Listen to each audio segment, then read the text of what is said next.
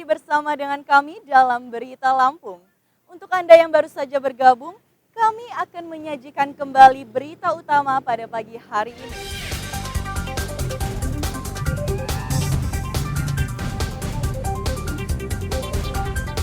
Bus akap terperosok ke dalam jurang, 1 penumpang terluka.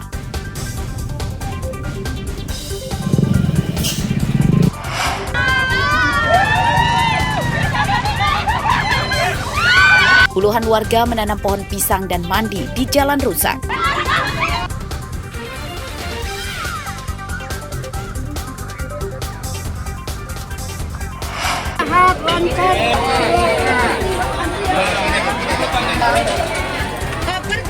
Tanda unik pada koper calon jamaah haji.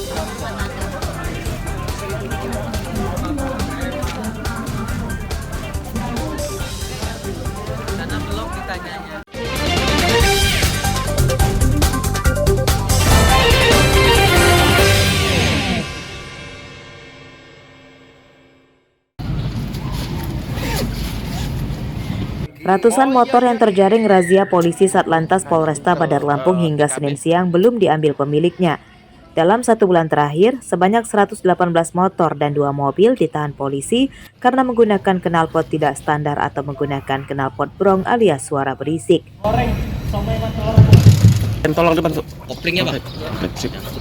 Selain memberi sanksi tilang, pemiliknya juga diwajibkan mengganti dengan knalpot yang standar saat akan mengambil motornya dari kantor polisi. Knalpot brong itu kemudian disita dan akan dimusnahkan. Perlu saya jelaskan di sini bahwa kegiatan kita ini berlangsung selama 1 bulan, di mana kegiatan selama 1 bulan itu kita berhasil mengamankan sebanyak 118 unit knalpot brong terdiri dari R2, kemudian mobil R4-nya 2 unit. Satlantas Polresta Bandar Lampung bertekad akan terus menggelar razia motor berknalpot brong untuk memberikan rasa aman dan nyaman bagi masyarakat serta para pengendara di jalan raya. Para pengendara motor juga diimbau mematuhi peraturan lalu lintas.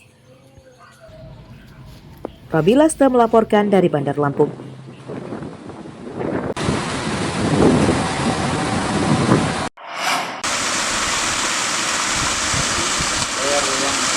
Produksi udang di Tanah Bubi di Pasenda, Rawajitu, Tulang Bawang sejak 3 tahun lalu hingga kini menurun drastis.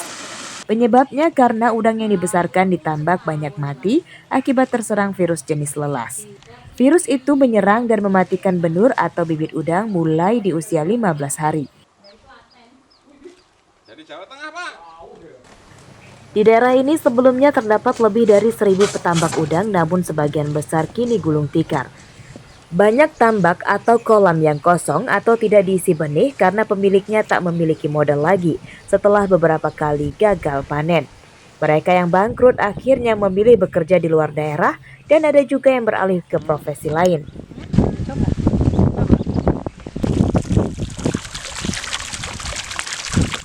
Sedangkan untuk petambak yang memiliki modal masih berusaha membudidayakan udang, namun jumlah bibit udang yang ditabur sedikit.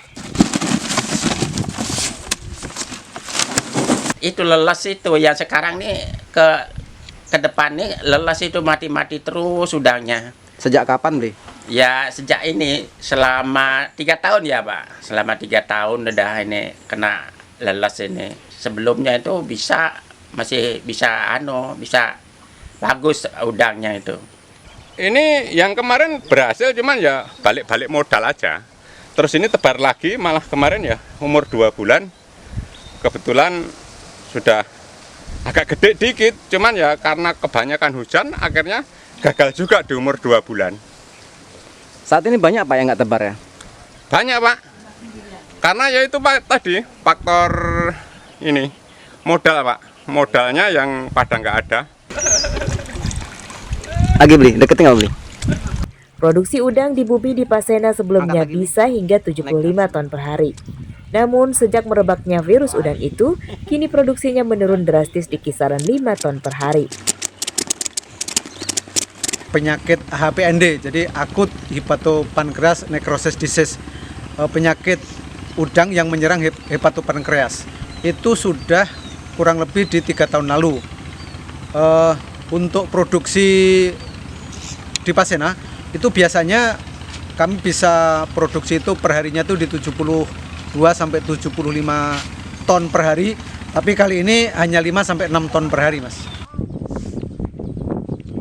Bumi di Pasena pernah jadi daerah pusat penghasil udang terbesar di Asia Tenggara. Para petambak udang mendesak pemerintah melalui kementerian terkait segera turun tangan membantu memberantas virus pada udang itu. Mustaki melaporkan dari Tulang Bawang.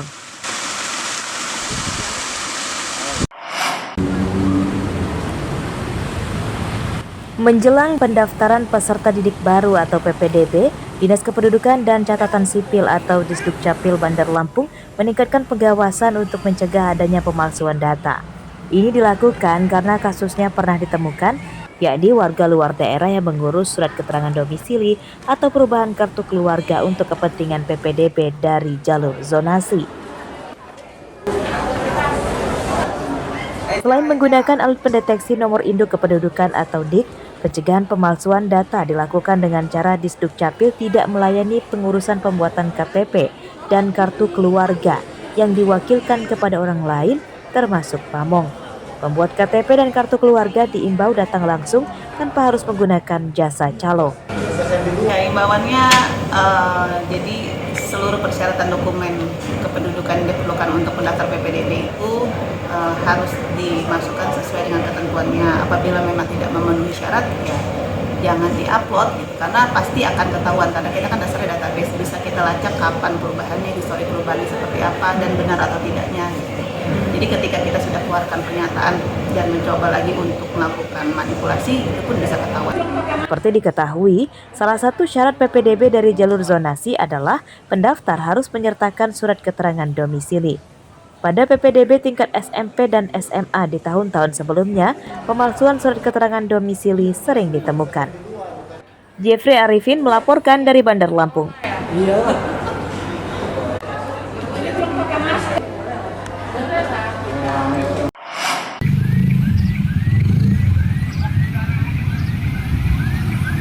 Puluhan pengunjuk rasa yang tergabung dalam Serikat Buruh Senin siang menggelar unjuk rasa di depan kantor Disnaker Lampung. Unjuk rasa ini buntut meledaknya tungku di salah satu perusahaan peleburan besi di Kecamatan Tarahan, Lampung Selatan, hingga mengakibatkan 3 pekerja menderita luka bakar yang cukup parah. Basa meminta Disnaker menyelidiki sistem standarisasi kesehatan dan keselamatan kerja di perusahaan peleburan besi tersebut. Jika ada pelanggaran, maka Disnaker dituntut memberi sanksi tegas kepada perusahaan tersebut. Demo setiap hari di depan di sistem di mekanisme yang berlaku di sistem produksi perusahaan. Nah, hari ini kan perbaikan belum ada. Sekarang sedang ada penyelidikan, baik dari kepolisian maupun dari